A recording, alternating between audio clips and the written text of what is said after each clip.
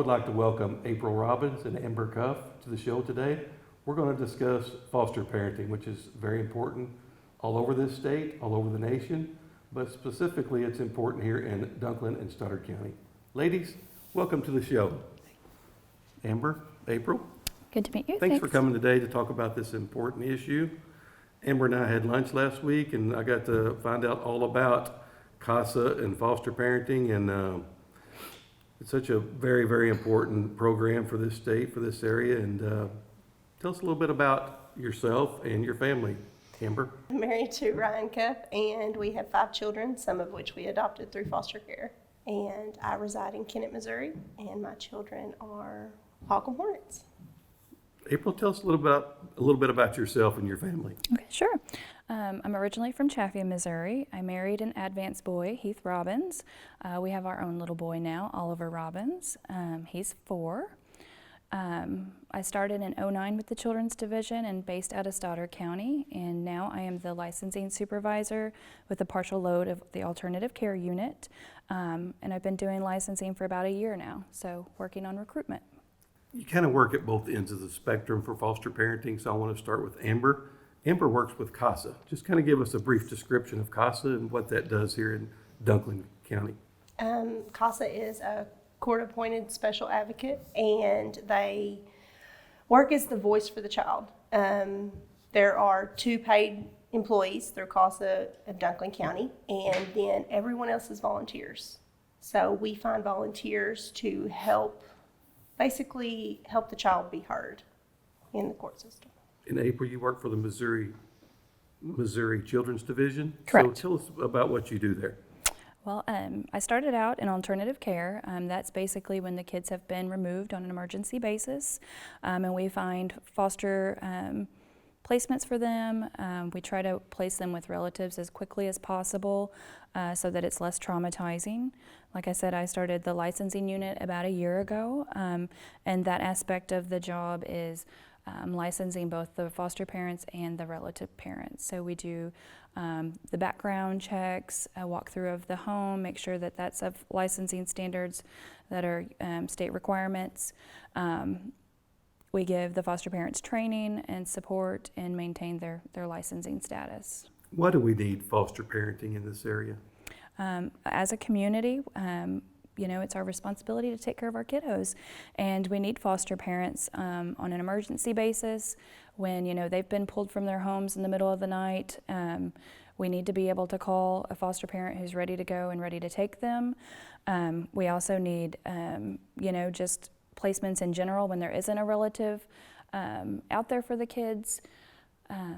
We need respite, which is, to give those foster parents a break. We need visiting resources for our older youth who are in residential settings or have no support system at all.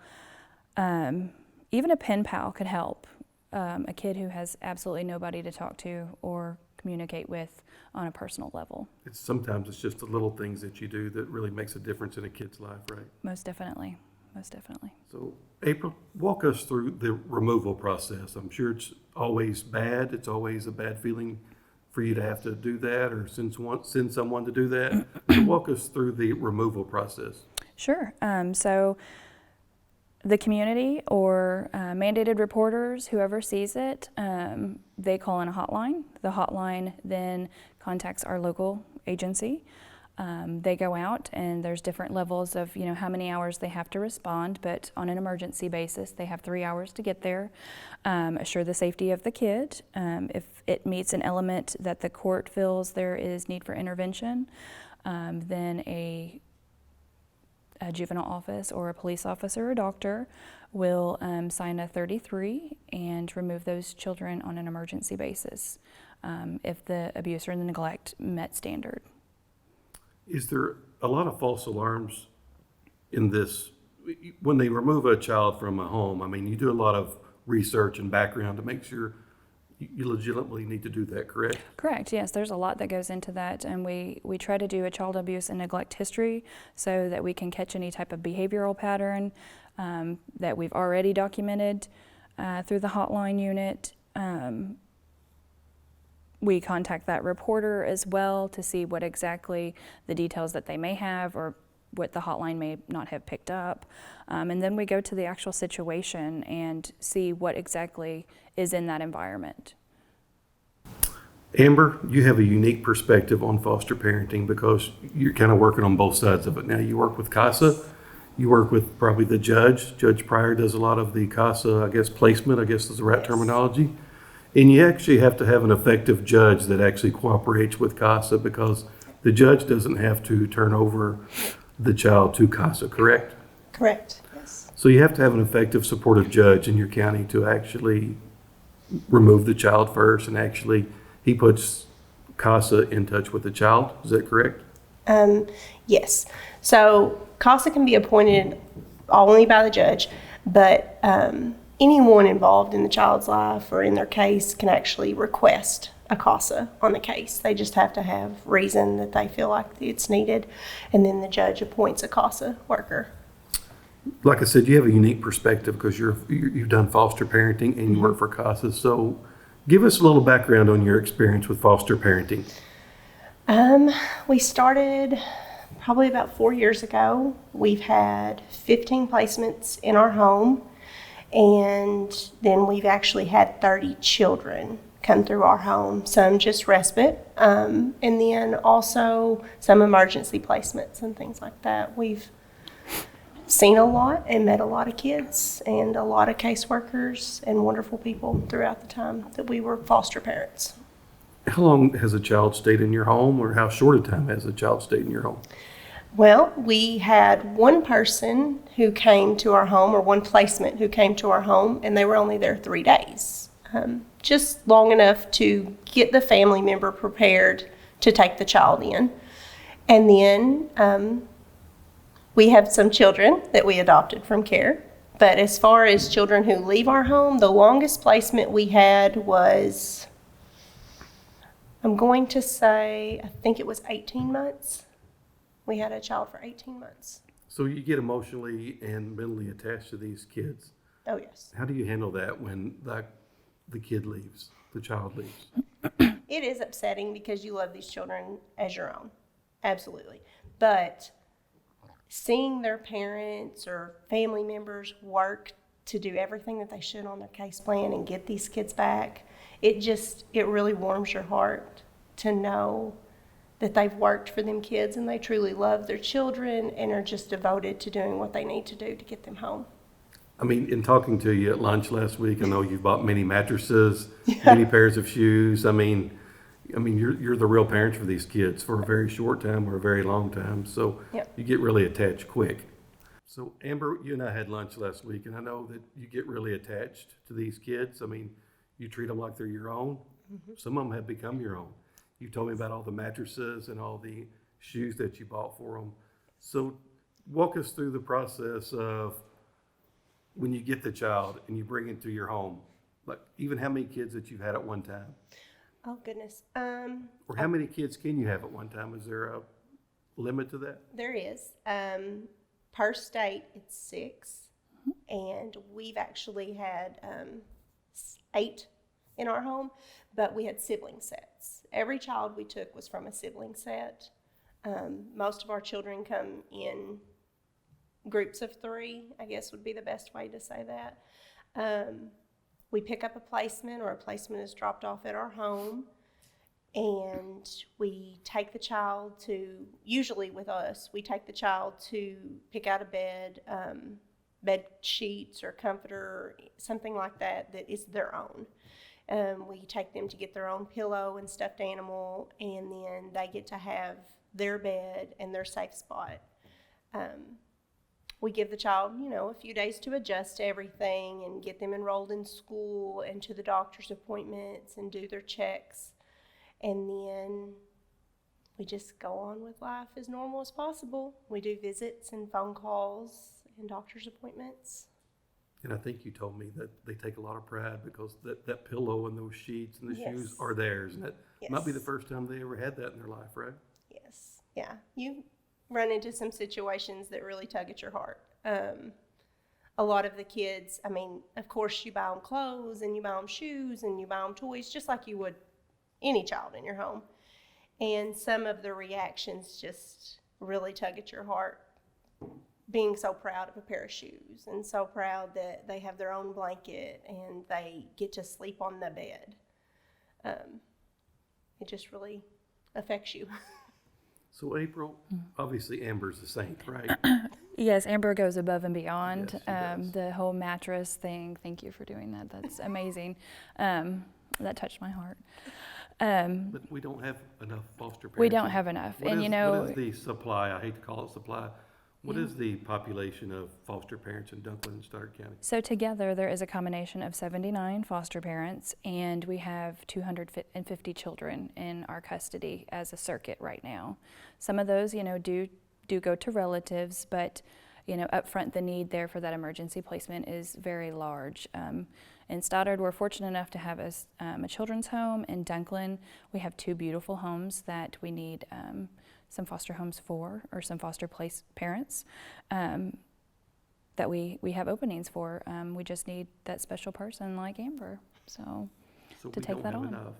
We never have enough, never. So is the 250 in Stoddard and Dunklin County, is that consistent year-round, 250 foster kids?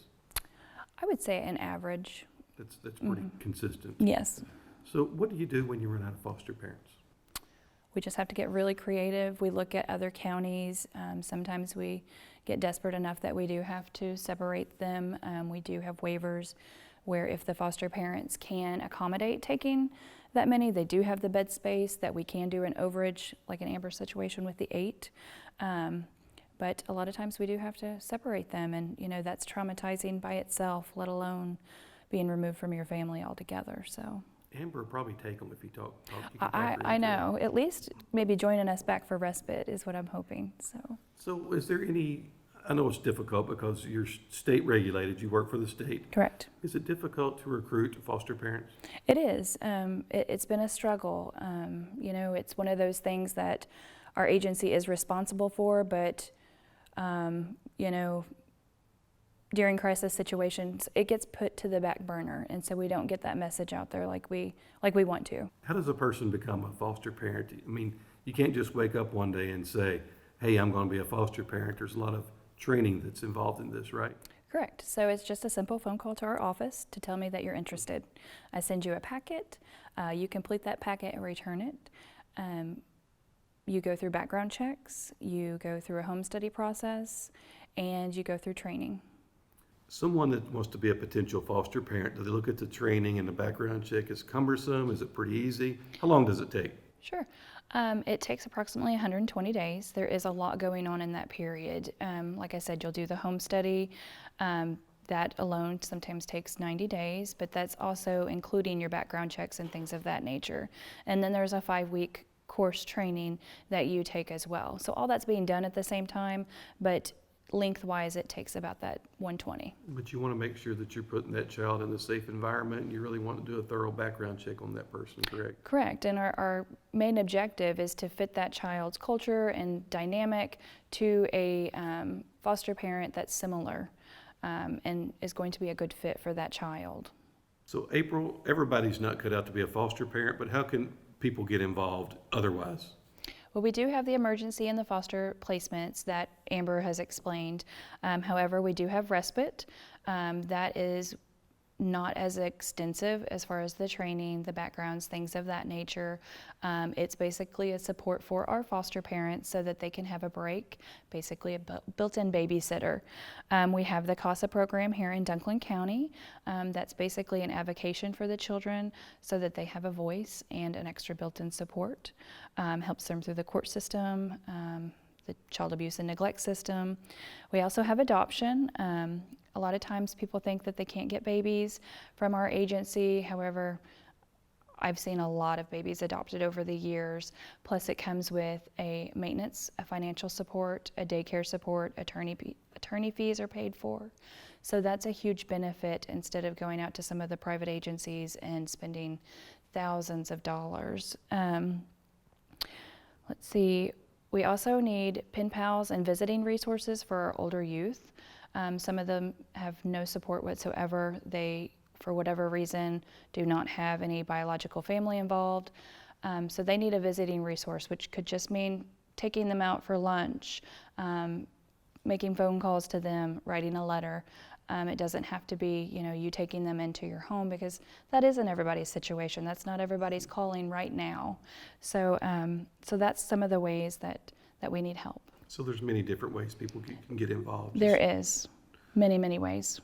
So Amber, we're going to wrap up, and I'm going to give you a parting shot. You've allowed these children into your heart and into your home. You are a true saint. I've got to know you over the last week. I think I know you a little bit to know that you do welcome these children into your heart and into your home, and you supply a safe home for them. But what has that meant to you personally to be a foster parent? Well, we bring these kids, we expected to go in and take one sibling or one child at a time. And when you get in there and you hear the need of siblings being together, you can't imagine kids being taken apart from their siblings after they just lost their family. So you just build a connection with them. You bring groups of children in your home, or we brought groups of children in our home, and you just love them and treat them as your own. And when they grow and you see them change over the year that they're with you, they leave and they go home, and you've actually built a connection with their biological family or their adoptive placement or wherever they move to next, and you're the bridge to their journey in the end. And you just make all these connections, and it's really just, it's heartfelt. April, I want to give you the last word. What's your position with the state, the Missouri Children's Division? What has that meant to you personally as far as your career, but just as a human being? Well, I would say it's a calling. I knew in 6th grade I wanted to be a social worker. I had no idea what a social worker was, but that's what I wanted to do. And child welfare and behavior patterns, they've always fascinated me. So I was fortunate that I didn't have to struggle on what I knew I wanted to do. These kids do touch you. It takes a village. Foster parents touch you. The court systems, it's a professional team, but at the end of the day, we are a family trying to take care of our kids in the community. And that has been a wonderful journey and very fulfilling. Amber and April, thank you for doing God's work. It's a very, very special program that you are involved in. It's all for the children. And I want to thank you for being on the show today, and great job. Thank you for having us. Thank you. It's my pleasure. Thank you. Thanks. Judge, I've had an opportunity to talk to April and Amber about foster parenting, and they made the statement that it takes an effective, supportive judge in Dunklin County to make all that work. So what role does a judge play in foster parenting? Selection of where the placement is ultimately decided first primarily by the Children's Division, but it is reviewed by the court. The statutes require that we consider family members as initial placement, but when they're not available, then licensed foster care providers come into play. They are a tremendous asset to what we do to help take care of children who've been in a very dysfunctional living arrangement and provide a stable, safe, secure environment for them. On a day-to-day basis, weekly basis, yearly basis, how often do you deal with foster parenting in the court system? I deal with it every week in some portion of foster parent. We have reviews every 60 to 90 days, and the foster parent is a participant in that program, sometimes by phone, sometimes in person. But there's a placement provider contact information she's provided, and they have a participation in every review that we do. So you deal with it pretty much all the time? Pretty much every Wednesday, that's right. So that's kind of a big part of your duties as a judge is foster parenting or placement, correct? Placement, making sure the placement's working out. If there's a dispute, sometimes we have, usually family members, maybe grandmother on father's side wants the child, grandmother on mother's side wants the child, and we have to determine who can provide the best safe, stable, and secure placement for that child. So when you're going through your decision-making process, because I guess you dealing with social services or Missouri Children's Division, how do you come to the decision on placement of the child? There's not a specific set of analysis. You just look around and go, where do I think this child can be the safest? Where can this child be provided the basic comforts of food, clothing, and shelter? And who will, in the initial part, who will help reunite the family? Because the goal is, of any juvenile case, when it starts, is to reunite the child with the family. And so I need a foster parent who's going to work with me on that, be it a relative or non-relative, who's going to work toward that goal, at least in the beginning. So Judge, does that happen most of the time, all the time, or never, reunification with the family? Reunification happens, fortunately, in the majority of the cases. Our Constitution starts out with the premise that a biological parent is the appropriate person to raise their child, and we won't interfere, meaning the state won't interfere unless there is good cause to do so, a very high standard of proof and the highest burden of proof in each civil courtroom. And so ultimately, with the help of the other programs that we have in Dunklin County, the majority of parents and children are reunited into a safe and secure home. As a judge, what are some things that you think we could do better as foster parenting or in foster parenting programs? One of those is back to the goal of reunification. Sometimes you have a foster parent who has an interest, maybe, as I said earlier, it's a foster parent on the father side, and they'll have interest in the father being the custodial parent or the mother being the custodial parent. So sometimes a foster parent will have a motive or a drive to be one way or the other, and then not necessarily completely forthcoming about the parents and their involvement. Occasionally, rarely, thank goodness, you'll have foster parents who just don't do their job. They're neglecting somehow their duties.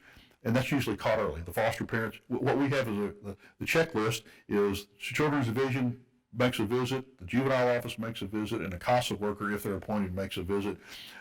Most of the time, surprise visits to the home to make sure things are working out. Do we have enough foster parents in Dunklin County? We do not. We're always short of foster parents. It's a difficult job. I'm sure you've learned from talking to the ladies involved and men who are involved that it's easy to get emotionally involved.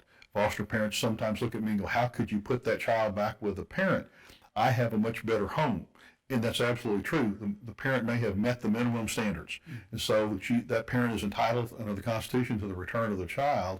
The foster parent goes, it's not as good a home as I have. And they're absolutely correct.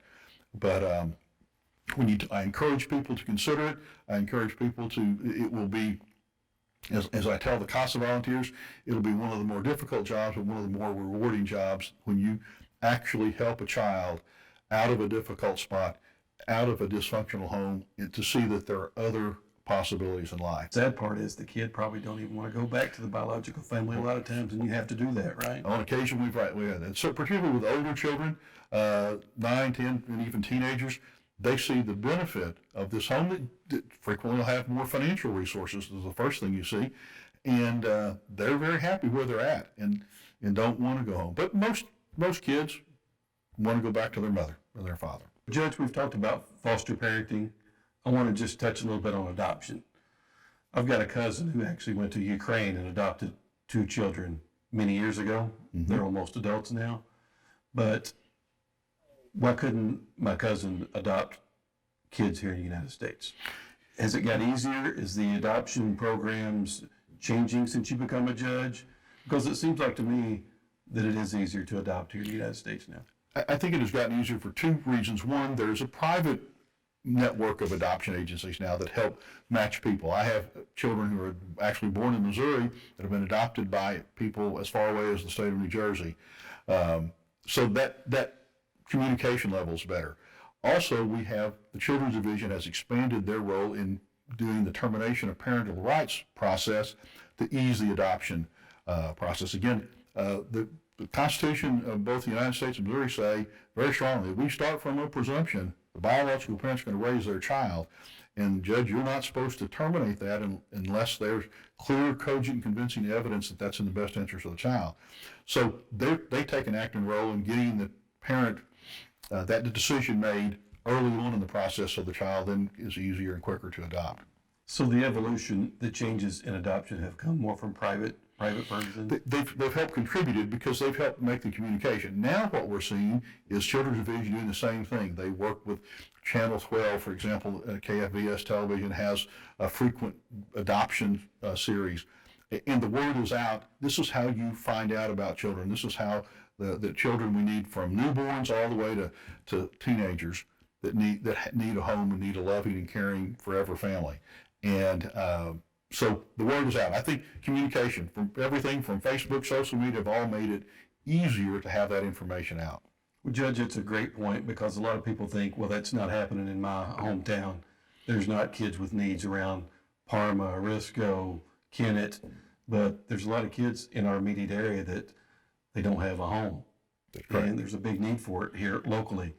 And we're not meeting that need right now because our demand's so high, correct? That's correct. The demand is so high. Recently, we removed newborn triplets who both were tested positive for methamphetamines on the date they were born. And so I don't know what will happen to that family. That's just in the early stages of the process. But it is a situation where if that weren't to work out, then we're going to need foster parents, certainly, and maybe adoptive parents. We hope, and our goal is that the children will be reunited with their parents in every instant, but that doesn't always happen. Those are some sad stories that can work out to be success stories, though. Can work out to be success stories. We've had certainly adoptive parents and children. I can think of 2 or 3 that are right here in Dunklin County that took on the early parenting process of a newborn who had addicted to a controlled substance, was in a prenatal unit or early natal unit, and they have now, the kids I know are 4, 5, 6 years old, and they're doing wonderful. It's good to hear those success stories. There are success stories out there.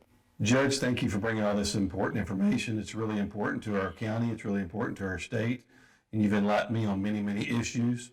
And I really appreciate you being here today. Thank you. Thank you. It's an honor and a privilege, and thank you for getting the information out to the community. Thank you.